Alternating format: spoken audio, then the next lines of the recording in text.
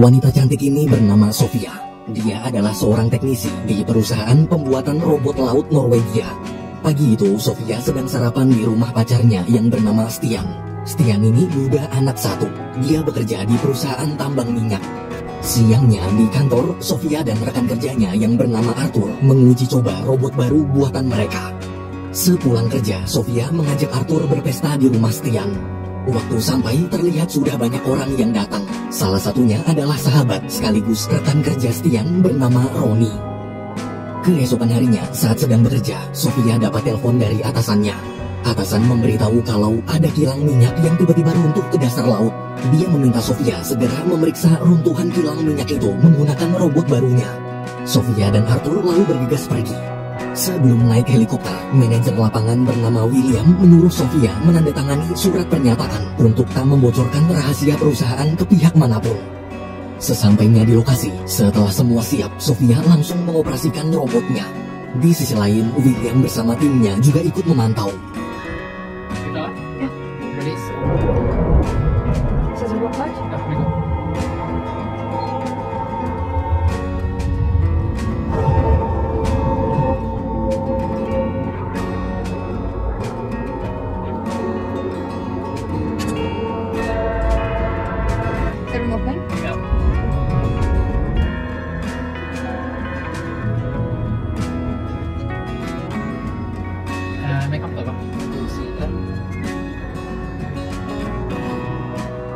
Dalam reruntuhan, mereka melihat mayat seorang pekerja. Meski sedih, Sofia terus mengarahkan robotnya berkeliling. Hingga akhirnya dia berhasil menemukan pekerja yang selamat. Tapi waktu mau dievakuasi, tiba-tiba di dalam reruntuhan ada kebocoran gas.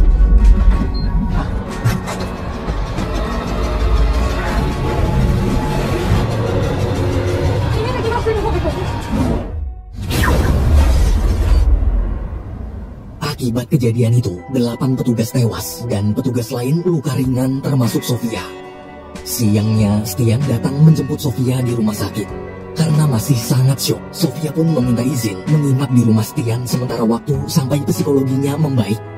Malamnya, William dan timnya melihat simulasi bagaimana proses runtuhnya kilang minyak tadi siang.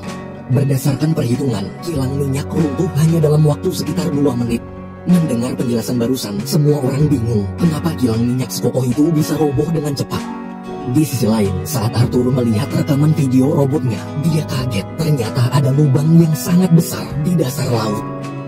Besok malamnya di kantor, ketika melihat videonya, Sofia ikut kaget. Ia lalu menyalin video itu ke harddisk, kemudian mengajak Arthur pergi menemui William. Waktu sampai, Sofia menyuruh Arthur menunggu di mobil, sementara dia akan masuk sendirian. Saat bertemu William, Sofia menunjukkan videonya dan mengatakan kalau lubang besar itu tak mungkin cuma gara-gara kebocoran gas. Pasti ada sesuatu yang jauh lebih besar. Tanpa memperdulikan ucapan Sofia, William langsung mengambil harddisknya, lalu meminta Sofia jangan beritahu siapapun, atau dia akan dituntut sesuai surat kesepakatan kemarin. Setelah Sofia pergi, William mengadakan rapat dengan para investor dan petinggi negara. Sambil menunjukkan videonya, William menjelaskan bahwa lubang besar di laut itu mungkin akibat longsor. Longsor kali ini bukan sekedar longsor biasa, tapi longsor terbesar dalam sejarah. Bila tak segera ditangani, maka bisa jadi bencana kerusakan lingkungan. Mendengar penjelasan William, petinggi negara bertanya, kenapa bisa longsor sebesar itu, padahal selama ini semua baik-baik aja. Asisten William pun menjawab, selama 50 tahun ini, mereka terus-menerus mengebor dasar laut dan merusak alam. Jadi mungkin sekarang alam sedang menghukum mereka. Yang bisa mereka lakukan hanyalah menutup seluruh tambang minyak sebelum terjadi longsor susulan. Selesai rapat, petinggi bertanya pada William, apa yang akan terjadi jika semua tambang minyak mereka longsor. William menjelaskan, bila itu terjadi, maka minyak-minyak akan terus menyembur keluar dan akan mencemari seluruh lautan di planet bumi ini. Petinggi negara pun terdiam. Karena tak ada pilihan lain, keesokan paginya, pemerintah menugaskan tim SAR untuk mengevakuasi para pekerja yang masih berada di tambang dan menutup semua tambang minyak sebelum longsor susulan benar-benar terjadi.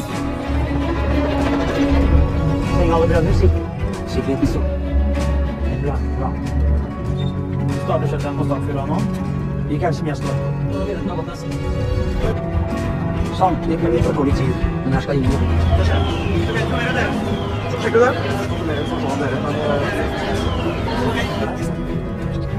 Oh ja, wat weer dat? Met de machines? Ja. Zijn er eigenlijk? Ja. Ga je terug aan? Nou.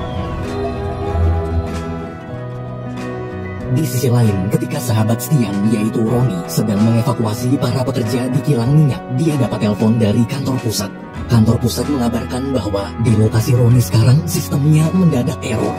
Jadi Roni harus menutup tambang minyaknya secara manual. Karena tahu Roni sedang sibuk, Stian pun inisiatif menutupnya sendirian.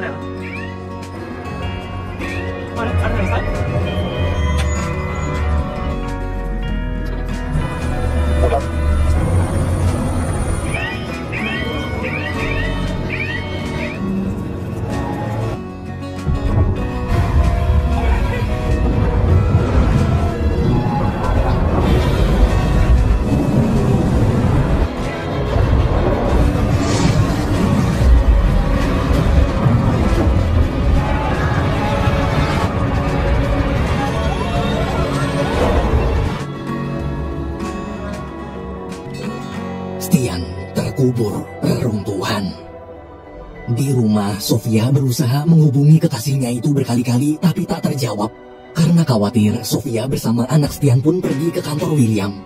Di sana, salah satu staf bernama Berit memberitahu kalau longsor susulan baru aja terjadi dan menghancurkan 30 tambang minyak, termasuk tambang di lokasi Stian. Mendengar itu, Sofia kaget. Ia lalu memohon agar William segera mengirim tim evakuasi untuk menyelamatkan Stian. Namun William menolak dan malah mengusir Sofia. Di luar ruangan, Sofia hanya bisa duduk lemas di samping anak Stian. Ketika mulai tenang, Sofia ingat setiap ruangan di pertambangan minyak pasti ada CCTV-nya. Ia kemudian meminta Berit menunjukkan CCTV di lokasi Stian. Waktu melihat rekaman CCTV-nya, Sofia menangis histeris. Di tengah kesedihan, rekan Berit memberitahu bahwa ada saluran pipa rusak seperti habis dibobol paksa. Mungkin Stianlah yang membobol pipa itu dan mungkin dia berhasil selamat.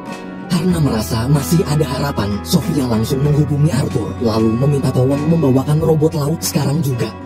Saat Arthur sampai dan setelah mendengar cerita Sofia, sebagai teman, Arthur pun memutuskan ikut menyelamatkan Stian.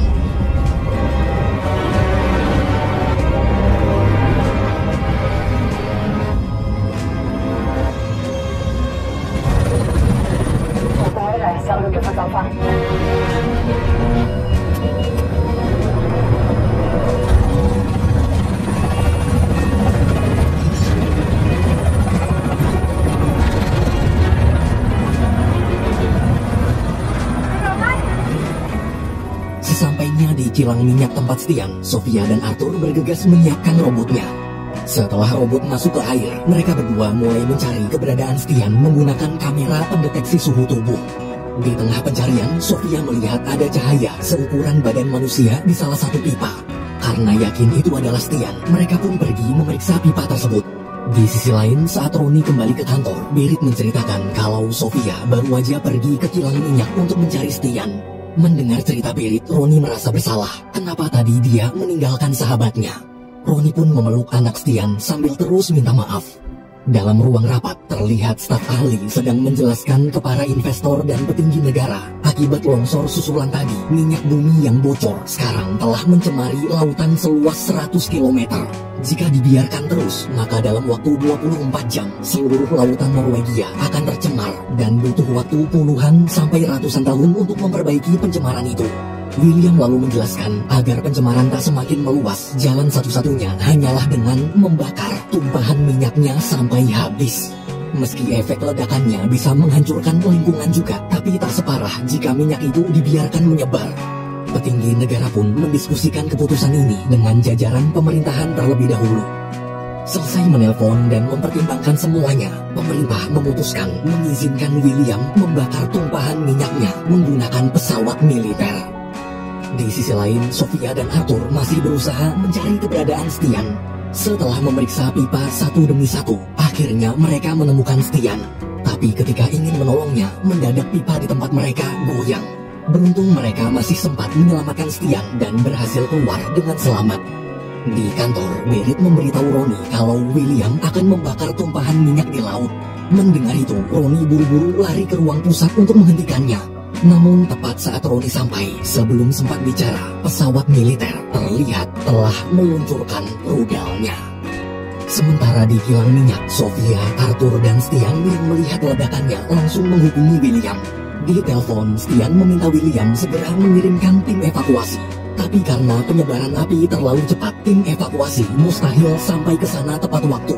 Dengan sangat menyesal, William berkata, mereka bertiga sudah tak punya harapan untuk pulang. Mendengar ucapan William, Stian benar-benar kecewa. Di tengah keputusasaan, seketika Sofia teringat tadi dia sempat melihat ada kapal selam evakuasi anti api. Karena sebelum digunakan, kapal selam itu harus diisi air terlebih dahulu. Mereka bertiga pun berpencar mencari selang.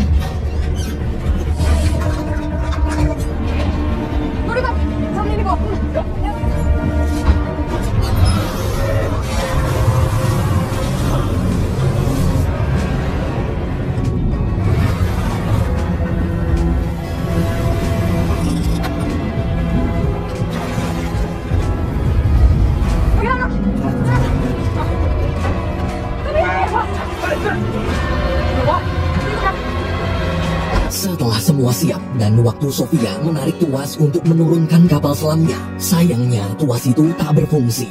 Saat diperiksa, ternyata Arthur lupa menarik tuas di luar.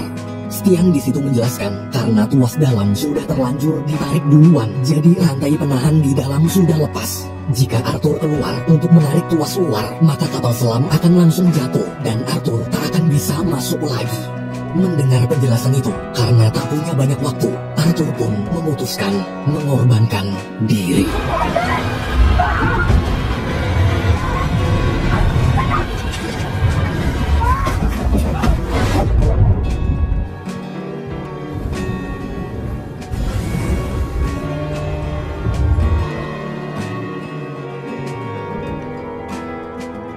Dalam kapal selam, Sofia berusaha membangunkan Stian yang pingsan. Hanya Stianlah yang tahu cara mengoperasikan kapal selamnya. Bila pompa kapal tak segera diaktifkan, maka mereka berdua akan tenggelam. Waktu air mulai masuk, Sofia panik dan mencoba berbagai macam cara untuk menyalakan sendiri pompa kapalnya. Namun sayang, usahanya sia-sia. Di momen itu, Sofia pasrah. Beruntung tak lama kemudian, Stian akhirnya sadar. Dengan kondisi yang masih lemas, Stian mengarahkan Sofia bagaimana cara menyalakan pompanya. Setelah pompa dinyalakan, perlahan-lahan kapal pun mulai naik ke permukaan laut. Keesokan paginya, di kantor, Ronnie menghampiri anak Stian yang sedang tertidur pulas. Melihat wajah polos anak kecil itu, Ronnie tak tega memberitahukan kabar kematian Stian. Di tengah kebimbangan, tiba-tiba HP-nya berbunyi. Waktu diangkat, Ronnie kaget, ternyata Stian berhasil selamat. Dengan gembira, Ronnie mengatakan kalau dia akan segera mengirim tim evakuasi. Ronnie kemudian memberikan HP-nya ke anak Stian. Di telepon, ketika mendengar suara anaknya, hati Stian benar-benar lega.